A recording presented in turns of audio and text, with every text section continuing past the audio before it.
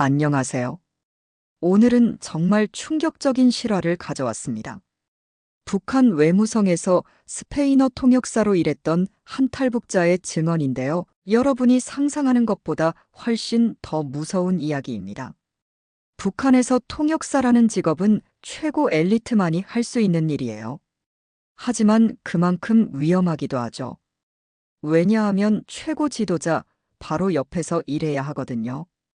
이분은 페루 대사까지 지낸 베테랑 통역사였습니다. 그런데 어느 날 공항에서 단 한마디 말을 잘못했다가 거의 목숨을 잃을 뻔했어요. 그 후로 동료들이 하나둘씩 사라지는 것을 목격하게 됩니다.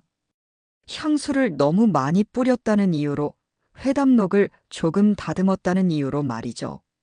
정말 믿기 어려운 이야기들이 계속 나올 텐데요. 만약 오늘 영상이 흥미로우시다면 꼭 구독과 좋아요 버튼을 눌러주시고 주변 분들과도 공유해서 함께 들어보세요.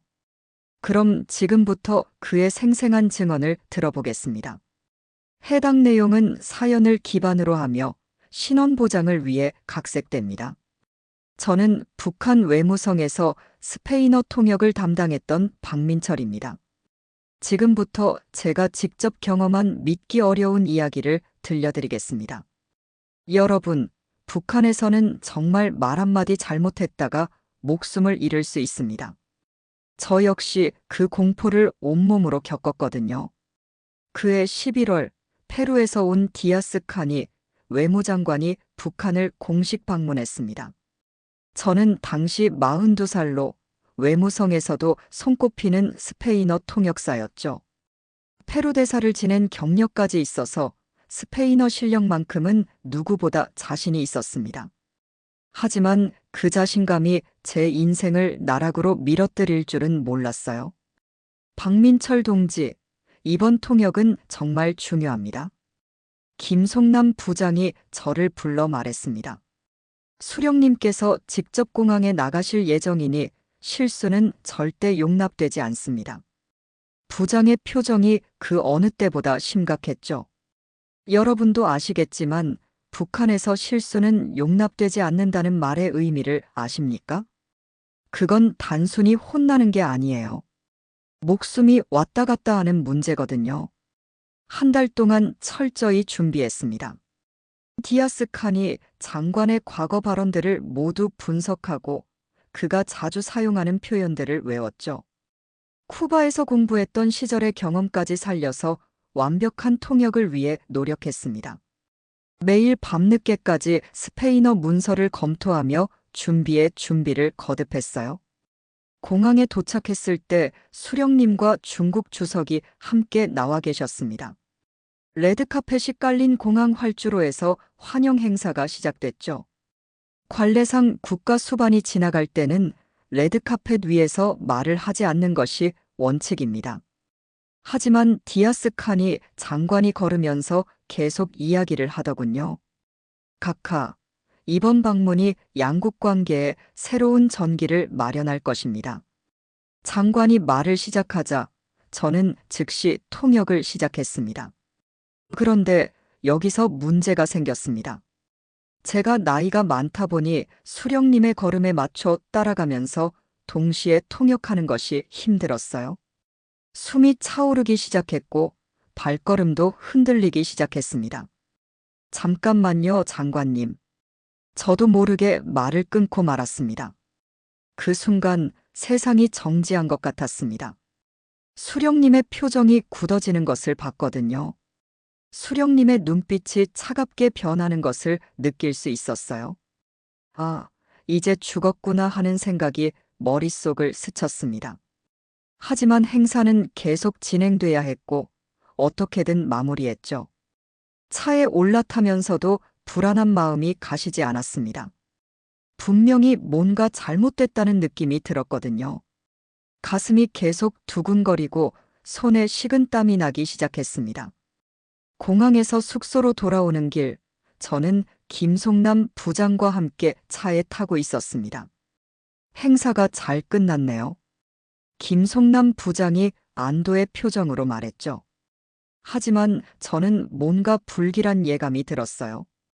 갑자기 김송남 부장의 전화가 울렸습니다.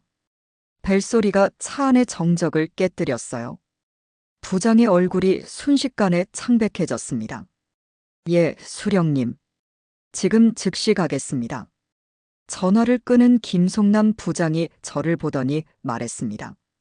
박민철 동지, 큰일 났습니다. 수령님이 부르십니다.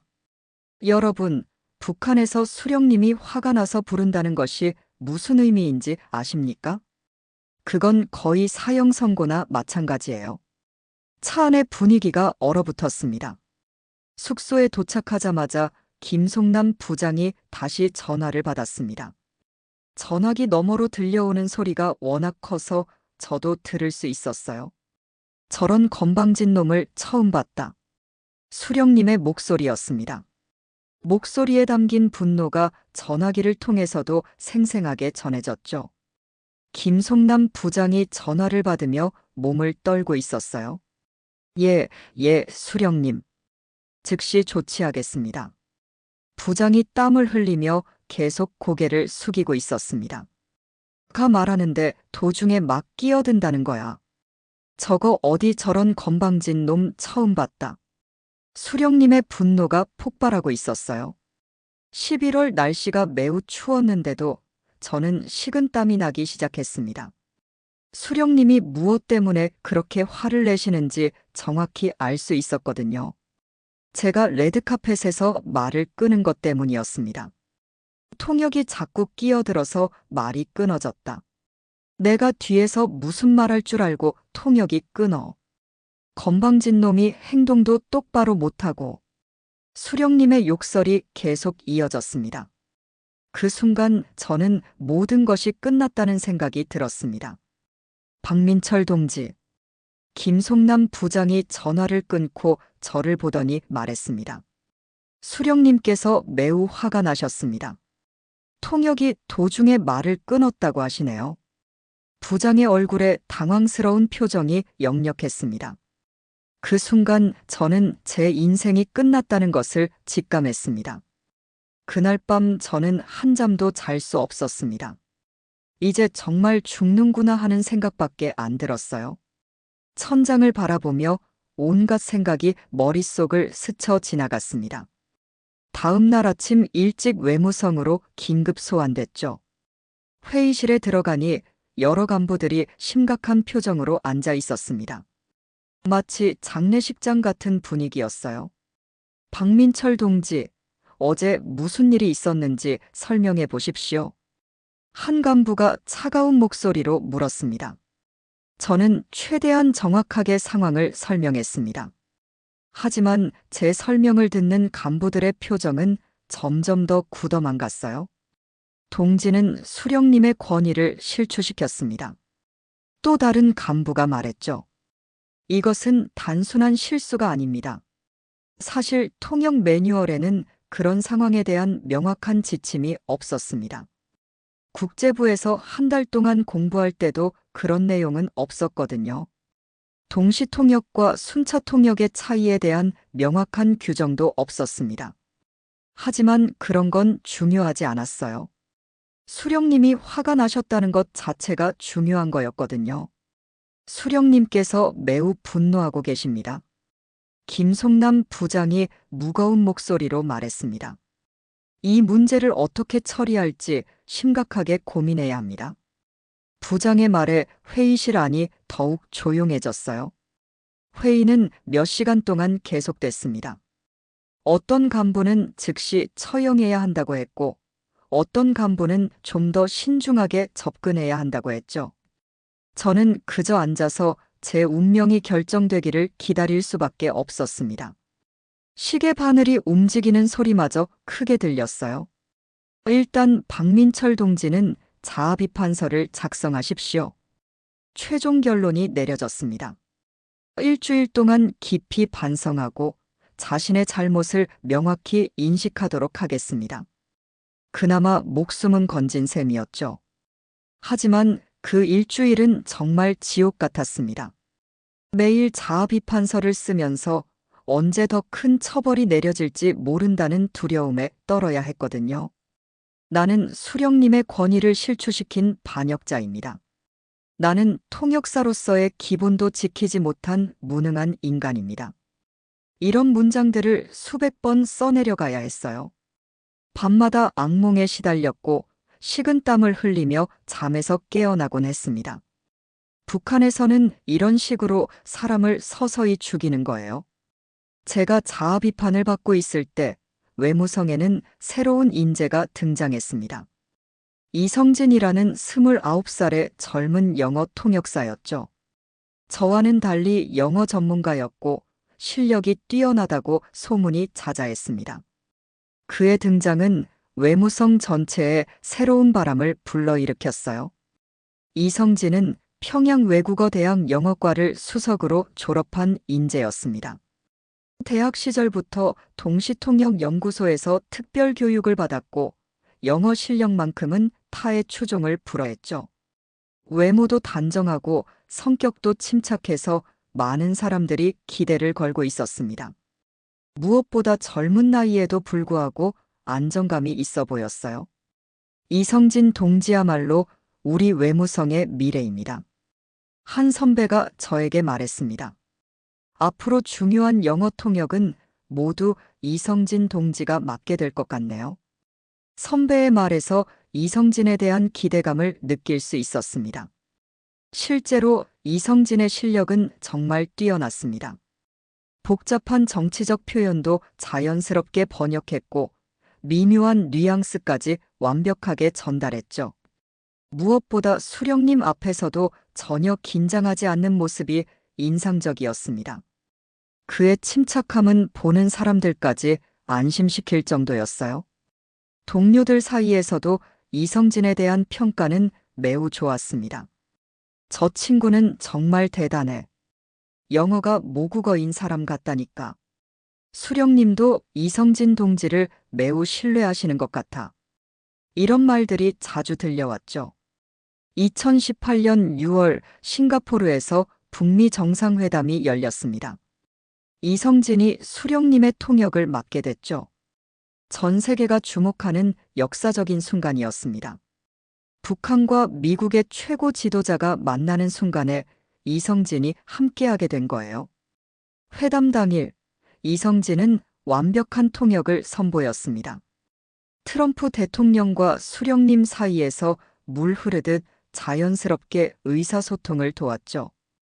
언론에서도 북한의 젊은 통역사라며 이성진을 주목했습니다. 그의 차분하고 전문적인 모습이 전 세계에 방송됐어요. 싱가포르에서 돌아온 후 이성진은 외무성의 새로운 스타가 됐습니다. 모든 사람들이 그의 미래를 밝게 보고 있었죠. 저 역시 이성진의 성공을 진심으로 축하했습니다. 같은 통역사로서 그의 실력을 인정하지 않을 수 없었거든요. 하지만 그때만 해도 이성진에게 어떤 시련이 기다리고 있는지는 아무도 몰랐습니다. 성공의 절정에서 추락의 나락으로 떨어질 것이라는 걸 누가 예상할 수 있었겠어요? 북한에서는 너무 잘해도 위험한 거였거든요. 싱가포르 회담이 끝난 후 며칠이 지났습니다. 이성진은 회담록을 작성하는 임무를 맡았죠. 이것은 통역사의 중요한 업무 중 하나였습니다. 단순히 통역만 하는 것이 아니라 공식 기록까지 남겨야 했거든요. 이성진 동지, 회담록 작성은 어떻게 진행되고 있습니까? 김송남 부장이 물었습니다. 곧 완성됩니다.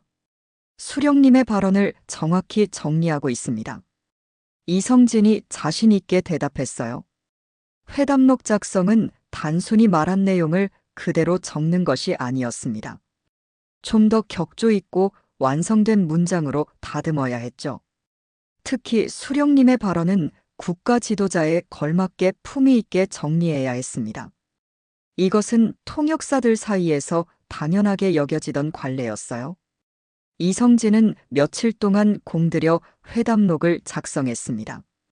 수령님이 사용하신 표현들을 좀 더 세련되게 다듬고 문장의 호흡도 자연스럽게 조정했죠. 완성된 회담록은 정말 완벽해 보였습니다. 마치 외교 전문가가 작성한 것 같은 수준이었어요. 훌륭합니다.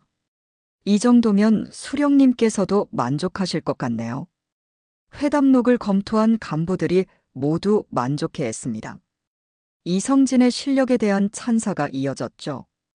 역시 이성진 동지는 다르구나. 통상적으로 수령님은 이런 회담록을 직접 보시지 않았습니다. 너무 바쁘시기 때문에 대부분 간부들이 검토하고 처리했죠. 하지만 이번에는 달랐습니다. 운명의 장난이라고 해야 할까요? 며칠 후 수령님이 갑자기 싱가포르 회담에 대해 언급하시면서 회담록을 보고 싶다고 하셨습니다. 싱가포르에서 있었던 일들을 다시 한번 확인해 보고 싶다. 수령님의 지시에 따라 회담록이 올라갔죠. 그 순간이 이성진 인생의 분기점이 될 줄은 몰랐어요. 그리고 몇 시간 후 외무성 전체가 발칵 뒤집혔습니다. 수령님이 회담록을 보시고 크게 화를 내셨다는 소식이 전해진 거예요. 내가 언제 이런 말을 했느냐. 수령님의 분노가 하늘을 찔렀습니다. 이성진이 작성한 회담록과 실제 수령님이 하신 말씀 사이에 차이가 있다는 것이었죠. 수령님은 자신의 말투를 정확히 기억하고 계셨던 겁니다. 여러분, 북한에서 수령님의 말을 바꾸는 것이 얼마나 무서운 일인지 아십니까? 그건 거의 신성 모독죄나 마찬가지거든요. 그날 오후 이성진이 긴급히 소환됐습니다. 회의실에 들어선 이성진의 얼굴은 창백했죠. 무슨 일인지 대략 짐작하고 있는 것 같았습니다. 평소에 자신만만한 모습은 온데간데 없었어요. 이성진 동지 수령님께서 회담록에 대해 질문하고 계십니다. 김송남 부장이 엄중한 목소리로 말했습니다. 회담록을 작성할 때 무슨 일이 있었는지 정확히 설명하십시오. 부장의 목소리에 긴장감이 흘렀어요. 이성진은 잠깐 망설이더니 솔직하게 대답했습니다. 사실 수령님의 위대성을 생각해서 문장을 좀 더 완벽하게 만들려고 노력했습니다. 수령님의 발언을 제가 조금 다듬었습니다. 그의 목소리가 떨리고 있었어요. 그 말이 떨어지자마자 회의실 분위기가 얼어붙었습니다. 모든 간부들이 충격받은 표정을 지었죠. 이성진 자신도 자신이 방금 무슨 말을 했는지 깨달은 것 같았습니다. 얼굴이 더욱 창백해졌어요. 그렇다면 동지는 수령님보다 말을 더 잘한다는 뜻입니까?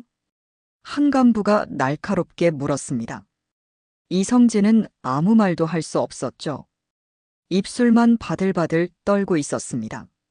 문제는 여기서 끝나지 않았습니다. 이성진의 발언이 수령님께 그대로 보고됐고 수령님의 분노는 더욱 커졌습니다. 내가 나보다 말을 더 잘한다는 거냐? 이것은 반당적 행위다. 수령님의 분노가 폭발한 것이죠. 처음에는 비당적 행위로 분류하려 했습니다. 외무성 간부들이 최대한 온건하게 처리하려고 노력했어요. 하지만 수령님이 직접 반당적 행위라고 규정하셨죠. 여러분, 북한에서 반당이라는 말이 얼마나 무서운 건지 아십니까? 그건 장성택을 처형할 때 사용됐던 극형 수준의 죄명이었습니다. 거의 사형 선고나 마찬가지였어요. 수령님께서 반당이라고 하셨는데 우리가 비당으로 처리할 수는 없습니다. 김송남 부장이 어쩔 수 없다는 듯이 말했어요.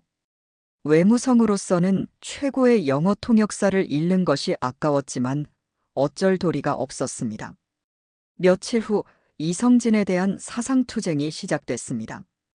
외무성 전체가 이성진의 반당적 행위를 규탄하는 분위기로 바뀌었죠. 한때 외무성의 자랑이었던 이성진은 하루아침에 반당분자가 되어버린 것입니다. 출당, 출직, 지방 추방이라는 극형이 내려졌어요. 북한에서 출당이라는 것은 사회적 죽음을 의미했습니다. 그의 인생은 완전히 끝장난 거였죠. 이성진이 몰락한 후 외무성은 큰 문제에 직면했습니다. 2019년 2월 하노이에서 두 번째 북미 정상회담이 예정되어 있었거든요. 영어 통역사가 절실히 필요한 상황이었죠. 하지만 이성진만큼 실력 있는 통역사를 찾기가 쉽지 않았어요. 그때 등장한 것이 한미영이라는 27살의 여성 통역사였습니다. 한미영은 평양 외국어 대학을 졸업하고 외무성에 입사한 지 얼마 되지 않은 신입이었어요. 하지만 영어 실력만큼은 정말 뛰어났습니다. 대학 시절 영어 말하기 대회에서 1등을 했을 정도였죠. 한미영 동지가 하노이 회담 통역을 맡게 됐습니다. 김송남 부장이 발표했을 때 모든 사람들이 놀랐죠. 아직 경험이 부족한 신입이 그런 중요한 임무를 맡는다는 것이 이례적이었거든요. 하지만 다른 선택의 여지가 없었어요. 언론에서도 한미영에게 큰 관심을 보였습니다. 차세대 최선희가 될 수 있을까? 북한 외교의 새로운 얼굴. 이런 기사들이 쏟아져 나왔죠. 한미영의 사진이 신문 일면에 실리기도 했어요. 하지만 한미영은 극도로 긴장하고 있었습니다. 이성진 선배가 어떻게 됐는지 똑똑히 봤거든요.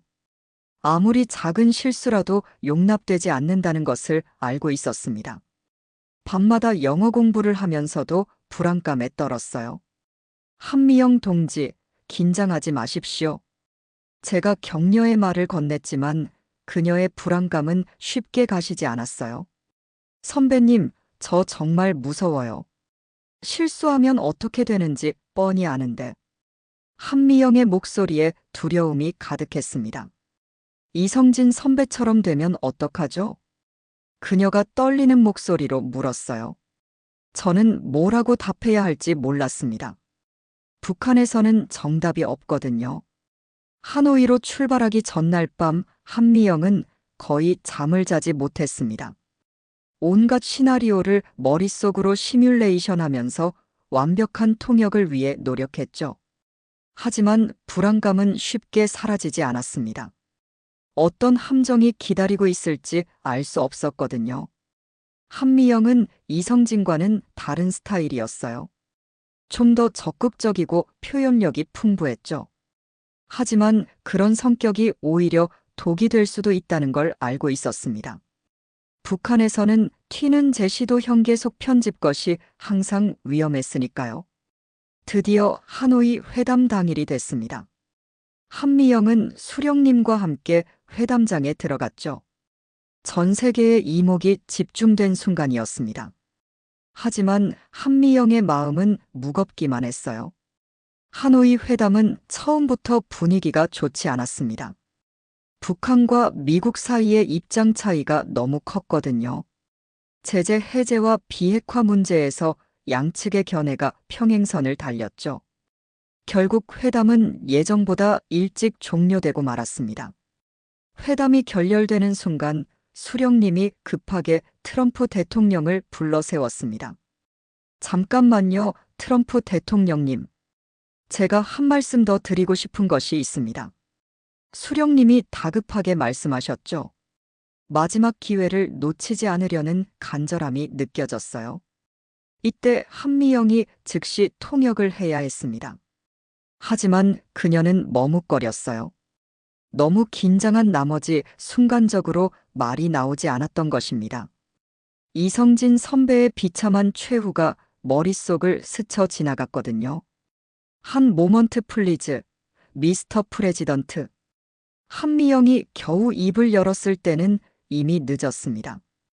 트럼프 대통령이 회담장을 떠나고 있었거든요. 그 찰나의 머뭇거림이 중요한 기회를 놓쳐버린 것이죠. 그 장면이 전 세계로 생중계됐습니다. 한미영의 당황한 모습까지 고스란히 카메라에 잡혔죠. 수령님의 표정이 굳어지는 것을 모든 사람이 볼 수 있었습니다.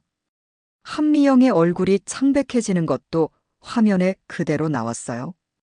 회담 직후 기자회견에서 더 큰 문제가 발생했습니다. 한 외신 기자가 수령님께 도발적인 질문을 던진 것이죠. 김정은 위원장님, 이번 회담 결과에 대해 자신 있으십니까? 기자의 목소리에 도전적인 뉘앙스가 가득했어요. 한미영은 이 질문을 어떻게 통역해야 할지 갈등했습니다. 수령님이 이미 기분이 나쁜 상황에서 이런 도발적인 질문을 그대로 전달해도 되는 건지 확신이 서지 않았어요. 이걸 그대로 통역하면 수령님이 더 화내실 텐데. 그녀는 또다시 머뭇거렸습니다. 그때 미국 측 통역사가 나서서 그 질문을 수령님께 통역해버렸습니다. 한미영은 그저 옆에 서서 지켜볼 수밖에 없었죠.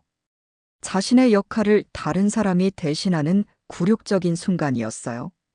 수령님의 얼굴이 더욱 굳어졌습니다. 한미영을 바라보는 시선이 차갑게 변했어요.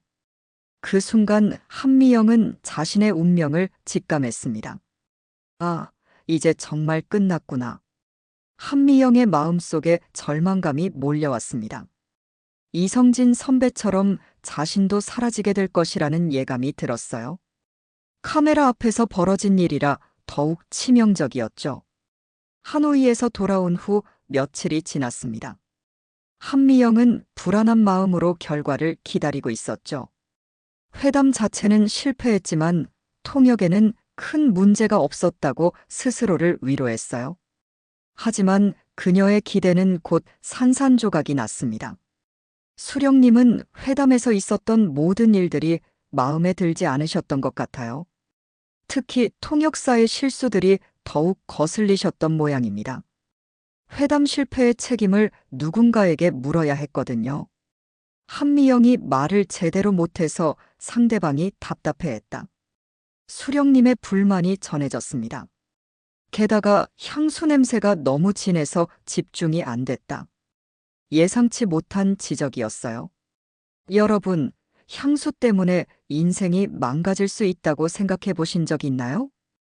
북한에서는 그런 일이 실제로 일어납니다. 사실 한미영은 비교적 부유한 집안 출신이었습니다.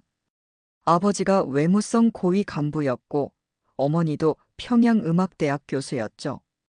하노이 회담 같은 중요한 자리에서 좋은 인상을 주려고 샤넬 향수를 평소보다 많이 뿌렸던 것 같아요. 본인으로서는 최선을 다한 것이었지만 결과는 정반대였죠. 향수를 너무 많이 뿌려서 말이야. 냄새가 진동을 해서 집중이 안 됐다고 하시네요. 김송남 부장이 한숨을 쉬며 말했습니다. 수령님께서 그 냄새 때문에 말을 더 못하게 됐다고 하십니다. 부장도 어이없다는 표정이었어요. 한미영은 이 소식을 듣고 충격에 빠졌습니다. 향수 때문에요. 정말 향수 때문에요. 그녀는 믿을 수 없다는 듯이 되물었습니다. 하지만 현실은 잔혹했어요. 가뜩이나 기분 나쁜데 냄새까지 거슬렸다는 것이 수령님의 심기를 건드린 거였어요. 회담 실패의 책임을 져야 할 사람이 필요했고 한미영이 그 대상이 된 것이죠. 통역 실수와 향수 문제가 합쳐져서 더 큰 처벌로 이어졌습니다. 며칠 후 한미영은 지방으로 좌천됐습니다. 한때 차세대 최선이라고 불렸던 그녀는 하루아침에 사라져버렸어요. 외무성에서는 한미영에 대한 이야기를 하는 것조차 금기가 됐습니다. 그녀의 이름을 언급하는 것 자체가 위험한 일이 되어버린 거죠. 향수를 너무 많이 뿌렸다는 이유로요? 어떤 동료가 믿을 수 없다는 표정으로 물었습니다. 하지만 그것이 현실이었죠. 북한에서는 이런 사소한 이유로도 모든 것을 잃을 수 있었어요. 한미영의 몰락을 지켜보면서 저는 다시 한번 깨달았습니다. 북한에서는 아무리 실력이 뛰어나도 아무리 열심히 해도 순간의 실수나 사소한 문제로 모든 것을 잃을 수 있다는 것을요. 합리적인 이유나 공정한 평가 같은 것은 중요하지 않았습니다. 오직 최고 지도자의 기분만이 모든 것을 좌우했어요. 한미영까지 사라진 후 외무성은 또 다른 인재를 찾아야 했습니다. 이번에는 러시아어 통역사인 최영수가 주목받기 시작했어요. 최영수는 35살로 러시아에서 8년간 공부하고 근무한 경력이 있었습니다. 하지만 그의 가장 큰 특징은 실력이 아니라 극도의 조심성이었어요. 최영수는 정말 말이 없는 사람이었습니다. 다른 동료들과 어울리지도 않고 불필요한 말도 하지 않았죠. 오직 통역 업무에만 집중하는 모습이었습니다. 회식 자리에서도 거의 말을 하지 않고 조용히 앉아 있었어요. 최영수는 다르다. 동료들 사이에서 그런 평가가 나왔습니다. 저 사람은 절대 실수하지 않을 것 같아. 말도 안 하고 튀지도 않으니까 안전하겠지. 그의 조심스러운 성격이 오히려 장점이 된 것이죠.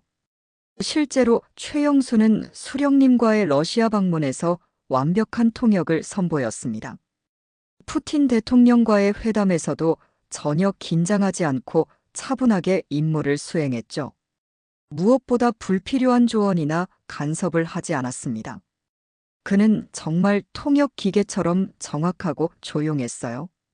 하지만 최영수 이전에 러시아어 통역을 담당했던 김철민은 그렇지 못했습니다.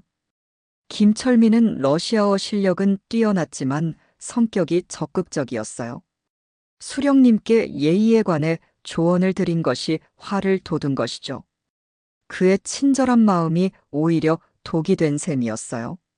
수령님, 건배할 때는 일어서서 말씀하시는 것이 좋겠습니다. 김철민이 러시아 방문 중에 이런 말을 했다가 즉시 소환됐습니다. 내가 나한테 이래라 저래라 하느냐. 수령님의 분노를 산 것이죠. 김철민도 다음 날 바로 평양으로 돌려보내졌습니다. 8년간 러시아에서 쌓은 모든 경험과 실력이 순식간에 무의미해진 것이었어요. 나보고 이래라 저래라 한다는 이유만으로 말이죠. 그의 전문성은 전혀 고려되지 않았습니다. 이런 일들을 겪으면서 외무성 내부에서는 기괴한 분위기가 퍼지기 시작했습니다. 1등 하는 건 바보짓이다. 학생들 사이에서 이런 말이 나돌았죠. 너무 잘하면 수령님 옆에 가서 빨리 죽는다. 차라리 3등 정도에서 참사나 대사하는 게 낫다. 최고 엘리트가 되는 것이 오히려 위험한 일이 되어버린 것입니다. 실력 있는 사람들이 일부러 뒤로 빠지려고 하는 기현상이 벌어졌어요. 여러분, 이게 정상적인 나라라고 생각하십니까? 국가 최고의 인재들이 실력 때문이 아니라 순간의 기분이나 사소한 실수로 파멸하는 구조였으니까요. 이성진, 한미영, 김철민 같은 뛰어난 인재들이 모두 사라져버렸어요. 저 역시 그 후로는 최대한 눈에 띄지 않으려고 노력했습니다. 중요한 통역 업무는 피하고 될 수 있으면 뒤에서 보조 역할만 하려고 했죠. 살아남기 위해서는 뛰어나지 않는 것이 최선이었습니다. 평범함이 곧 안전함이었거든요. 최영수처럼 과묵하고 신중한 사람만이 오래 버틸 수 있었어요. 그는 지금까지도 러시아어 통역을 담당하고 있을 것입니다. 반면 저처럼 적극적이고 열정적인 사람들은 대부분 사라져버렸죠. 우리가 과연 제대로 된 국가에서 일하고 있는 건가? 가끔 이런 생각이 들었습니다. 시스템이나 원칙이 아니라 한 사람의 기분에 따라 모든 것이 결정되는 곳에서 말이에요. 국가라기보다는 한 사람의 사유물 같다는 생각이 들었어요. 이성진, 한미영, 김철민 같은 인재들이 모두 사라진 후 북한의 외교 역량은 크게 떨어졌습니다. 하지만 그런 것은 중요하지 않았어요. 중요한 것은 오직 최고 지도자의 기분을 거스르지 않는 것뿐이었습니다. 국가의 미래보다 개인의 감정이 우선이었죠. 결국 저도 몇 년 후 탈북을 결심하게 됐습니다.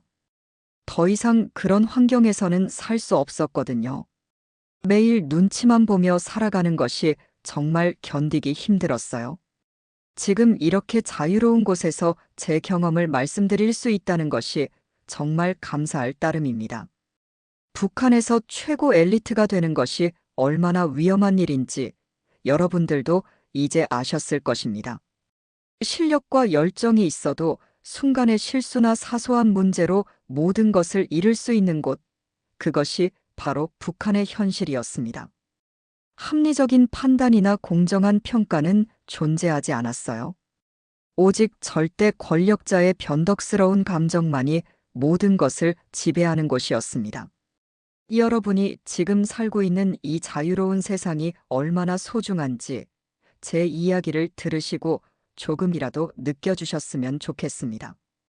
이 이야기가 마음에 드신다면 구독과 좋아요 부탁드립니다. 여러분의 관심이 더 많은 사연을 나눌 수 있는 힘이 됩니다. 다음에도 공감되는 이야기로 찾아뵙겠습니다.